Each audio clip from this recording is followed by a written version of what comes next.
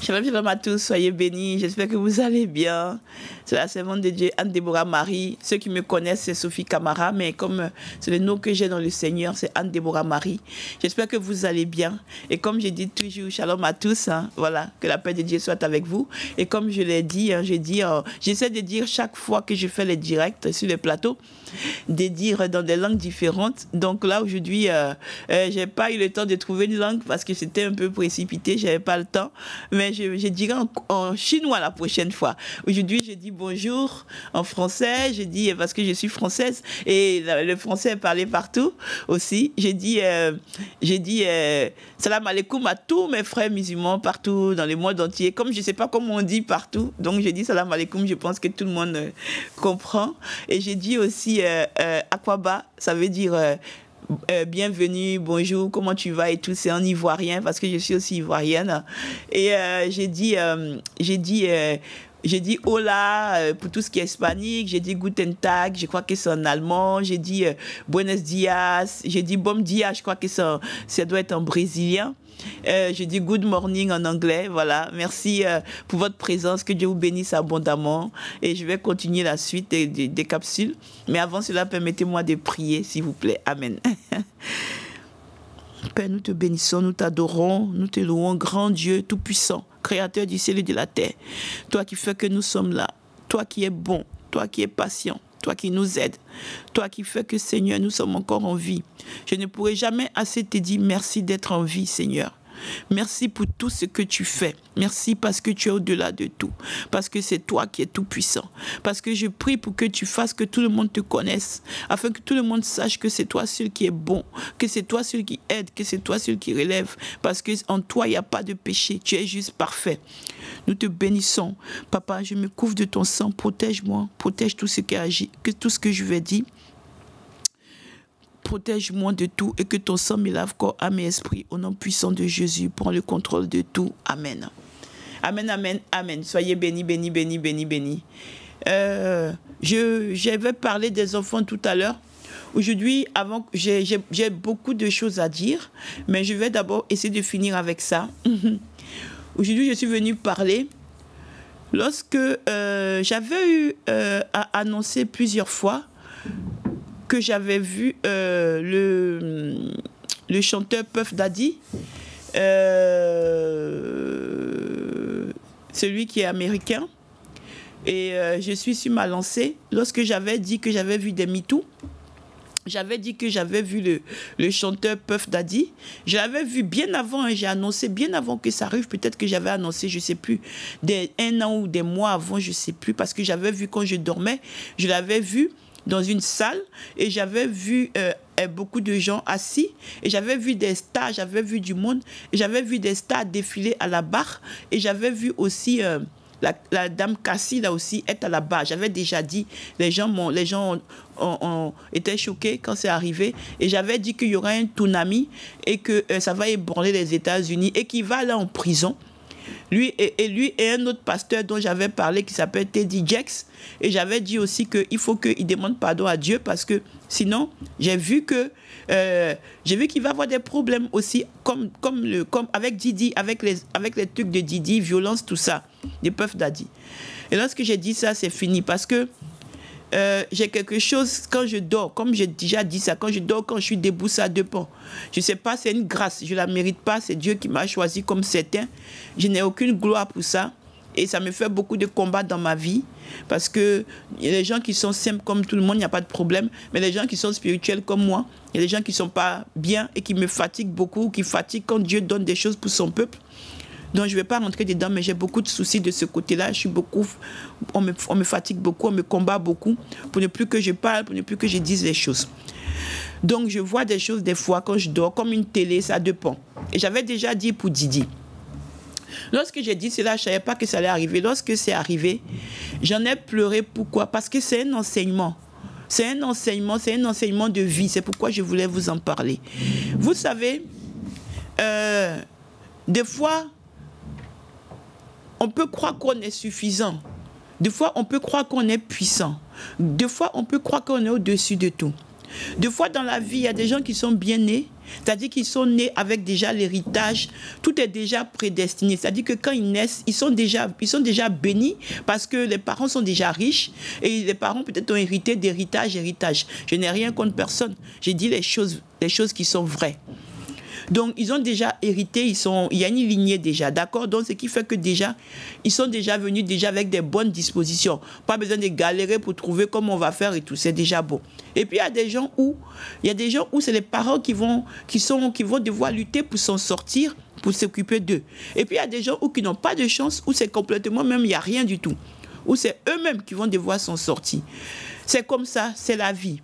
Mais qu'est-ce qu'il faut retenir de tout ça? C'est qu'au moment où tu vas arriver à l'apogée de ta vie, ça dépend de l'apogée de ta vie, c'est quoi? Peut-être que c'est la réalisation de ta vie, tu as peut-être bossé pour réussir, je ne sais pas. Mais lorsque tu vas arriver, il ne faut jamais oublier qu'il peut avoir aussi un moment où tu peux avoir une chute. J'espère pas. Mais tu peux avoir un moment où les accidents de la vie, les choses de la vie vont faire que tu vas avoir une chute. Où tu vas devoir perdre tout ce que tu as, où tu vas avoir une chute, où tu vas te retrouver confronté à des difficultés. Et c'est là que tu verras que tu ne tiens pas les choses de la vie. C'est là que tu verras que c'est vrai que tu avais tout. Mais que ce n'est pas toi qui décides. Il y a quelque chose que toi, tu vas peut-être dire que c'est la lune, c'est les étoiles, c'est ce que tu veux. Mais pour moi qui suis chrétienne, pour moi, tu vas comprendre que pour moi, c'est Dieu. Parce que c'est lorsque tu traverses des difficultés, lorsque tu traverses des tourments, lorsque tu ne sais pas comment tu vas faire pour t'en sortir, que finalement, tu te rends compte que je pense que je détiens les choses de ma vie, je pense que j'ai l'autorité, mais en fait non, ça peut m'échapper. C'est comme, vous voyez, c'est comme le sable.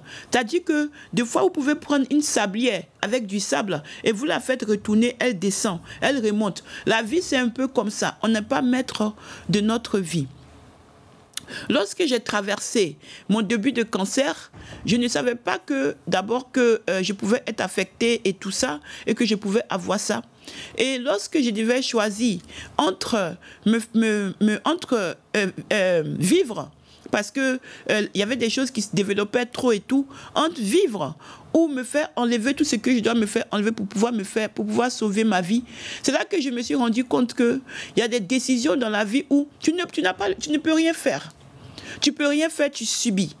Tu subis. Et c'est là que moi, je suis chrétienne, j'ai vu que la vie ne nous appartient pas. Mais si tu n'es pas chrétien, c'est pour toi que je dis ça.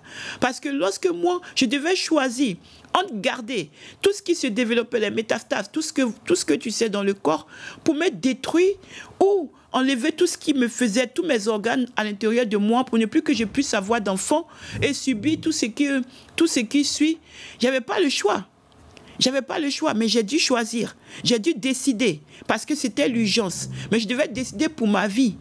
J'aurais pu dire non, et je serais morte aujourd'hui. Mais j'ai choisi de retirer tout ce qui a retiré pour ne plus que je puisse faire d'enfants. Pourquoi je t'ai dit ça? C'est parce que le cas des Puff Daddy, il était adulé. Il était au-dessus de tout. C'est-à-dire que c'était lui qui avait le pouvoir. C'était lui qui décidait. C'est un grand enseignement, ce qui arrive au rappeur Puff Daddy. C'est une leçon de vie. C'est pourquoi je vous en parle. Il était au-dessus de tout et je vous signale qu'il est multimillionnaire. Et il avait tout à ses pieds. C'est-à-dire qu'il avait la reconnaissance, la notoriété, l'argent, le pouvoir, la puissance. Regardez aujourd'hui où il se retrouve. Il se retrouve entre 4 murs. Celui qui avait tout à ses pieds. Il avait tout à ses pieds. Il avait tout le monde à ses pieds. C'est-à-dire que quand il arrivait quelque part, c'était comme si c'était Dieu lui-même qui était là. Aujourd'hui, il se retrouve où? Il se retrouve entre 4 murs. 4 murs, et si c'était que lui seul, avec ce qu'il a fait lui seul, mais il se retrouve avec une pléthore d'accusés, une pléthore de victimes. Et qu'est-ce qu'il a fait? Il a oublié, lorsqu'il était dans la gloire, lorsqu'il avait tout le monde qui le vénérait, il a oublié une seule chose, c'est que il peut tomber et qu'il pouvait tomber. Ça, il n'avait pas pensé à ça. Et aujourd'hui, il se retrouve impuissant face à une cascade de choses qui lui arrivent. Et aujourd'hui, il ne peut pas marcher, il ne peut pas sortir librement, il doit respecter les ordres qu'on lui donne, il doit se soumettre, il doit accepter. Aujourd'hui, il n'a plus son mot à dire. Si on lui dit, assieds-toi à gauche, tu t'assois, à droite, tu t'assois. Aujourd'hui, il n'est plus libre. Aujourd'hui, il est un homme qui est enfermé. Que lui sert aujourd'hui toute sa richesse qu'il avait? ce qu'il avait, aujourd'hui, à quoi ça lui sert? Lorsque j'avais donné le message pour lui dire que il faut qu'il commence à demander la grâce de Dieu, j'avais dit qu'il va aller en prison parce que j'avais vu. Et j'avais dit que si ce n'est pas qu'il va prier ou chercher des gens, même en prison, pour qu'ils vont prier pour lui, ça va être sincèrement, pas pour faire semblant. Ça va être compliqué pour lui parce que ça sera la prison à vie. Et aujourd'hui, c'est une leçon de vie. Pourquoi? Parce que ça sort. Les choses qu'il a fait, on l'accuse de beaucoup de rituels, de beaucoup de choses. C'est ce que les gens l'accusent. Mais où est le diable qui servait aujourd'hui pour l'aider? Parce que les choses sont subtiles. Des fois, c'est pourquoi je venais vous interpeller. Des fois, la puissance. Des fois, le fait qu'on dise qu'on est au-dessus de tout. Des fois, on oublie qu'on peut être frappé par la maladie. Et puis être complètement impuissant. On a vu le pauvre Bernard Tapie, tout ça. On a vu beaucoup de gens. C'est-à-dire qu'il y a des maladies qui te foudroient. C'est ni ton argent, ni ta notoriété, ni ta puissance qui vont te sortir de là. Zéro. C'est là que tu vas te rendre compte que tu auras besoin d'un secours. Tu auras besoin de quelque chose qui existe. Et pour nous les chrétiens, on dit Dieu. Aujourd'hui, il y a beaucoup de vanité. Il y a beaucoup de vanité. Et surtout, vous les croyants, là, vous faites quoi sur les choses là, les choses que vous n'avez pas besoin d'aller voir. Je vois qu'aujourd'hui, nous les croyants, que nous devons nous baser dessus pour lutter, pour nous en sortir, mais pour que aussi on puisse, comment dire, pas rentrer dans les cancans, pas rentrer dans les calomnies, pas rentrer dans des choses. Je vois qu'aujourd'hui, on est en train de se détourner. On est en train de se détourner, on est en train de faire comme tout le monde. Parce qu'on cherche, les gens, vous êtes chrétiens, mais vous cherchez, vous êtes croyants, mais vous cherchez maintenant la gloire. Vous cherchez maintenant tout ce que Dieu nous a sorti de dedans. Et pour arriver à quoi? Vous êtes dans les cancans, dans les calomnies, dans les critiques, dans les jugements, dans les choses qu'on ne doit plus être là-bas. On a des péchés, on lutte pour s'en sortir parce que Dieu a dit qu'il n'aime pas le péché, mais il aime le pécheur. Et on doit lutter. Il y a des choses où c'est une seule fois, tu vas finir. Il y a des choses, ça va être plusieurs fois. Mais qu'est-ce qui ressort aujourd'hui? C'est qu'on est en train de devenir maintenant comme le monde. Mais toi qui es en train de vouloir devenir comme, je ne sais pas, les gens qui brillent, les gens qui ont tout ce que tu veux.